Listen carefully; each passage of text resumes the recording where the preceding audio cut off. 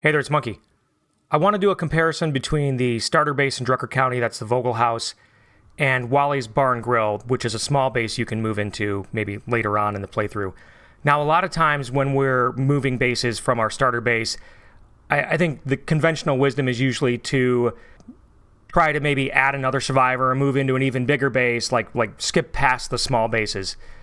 But I think doing this side-by-side comparison is a little bit of like a food for thought for you, but also for me as well, to see if it's really worth it to give Wally's a strong contender slot for that mid-game base.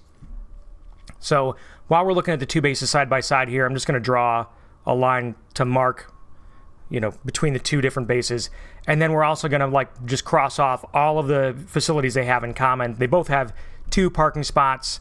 They both have a storage facility and a command center, and then they also both have 2 small outdoor slots.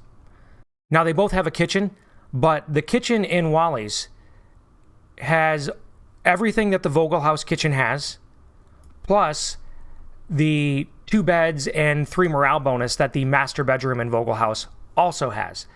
So, to me, that ends up freeing up one small facility, because the kitchen in Wally's Bar and Grill is basically those 2 facilities combined. So I'm just going to put a little mark down here to kind of illustrate that we've freed up 1 slot that was stuck on beds, because now they're free. Now, on the subject of beds, I'm going to put 2 links down in the description. One is to a Reddit post, and the other one is to a video by Arvid D. And they're both going to support the notion that beds don't really do a whole lot currently in the game.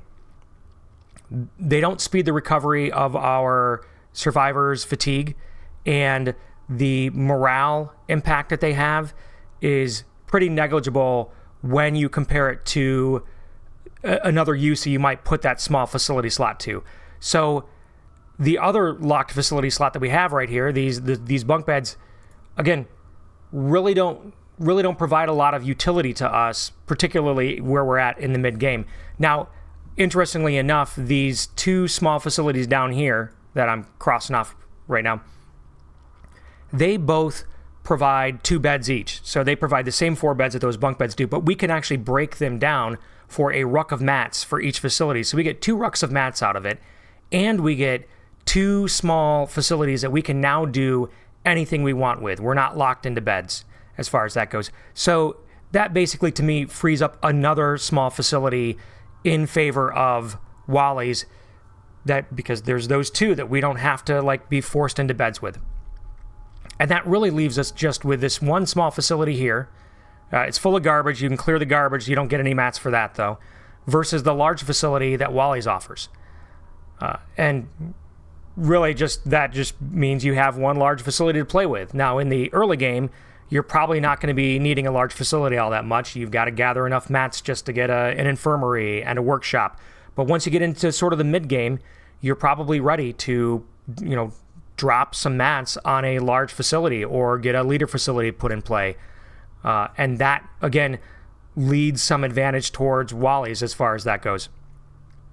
Now, the other big consideration we have to take into account is, beyond all of the facilities and the bonuses that we've just kind of discussed here, is the location and your particular situation as well. I mean, I guess that's 2 things we have to look at. Now, I can't go over every possible scenario, so I'm just going to give you my example of my current playthrough that I'm dealing with right now.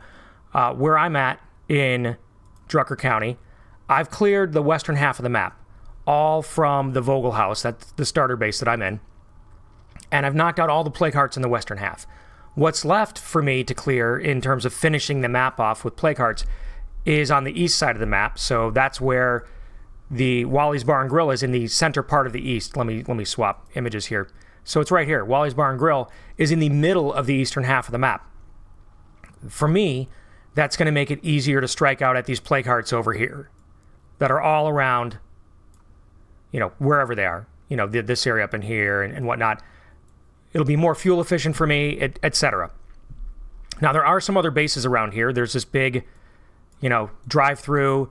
That's a large facility that's going to be, 1,500 influence and 6 survivors. And there's down here, there's a another facility that's going to be like 1,000 influence and 5 survivors to get.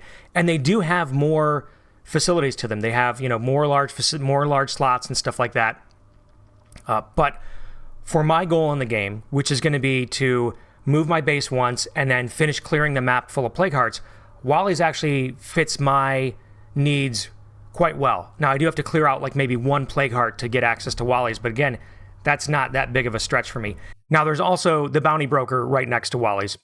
And so if you're into doing bounties and stuff like that, ease of access to the broker is another nice to have feature in favor of Wally's. But I'd like to know your thoughts. Have you always loved Wally's? Has this moved the needle at all in getting you to consider Wally's as a mid to late game base?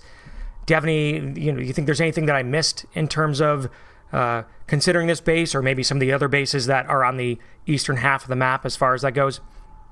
Let me know in the comments. Thanks for watching. If this helped you out or you like this video, don't forget to tap the like button down below.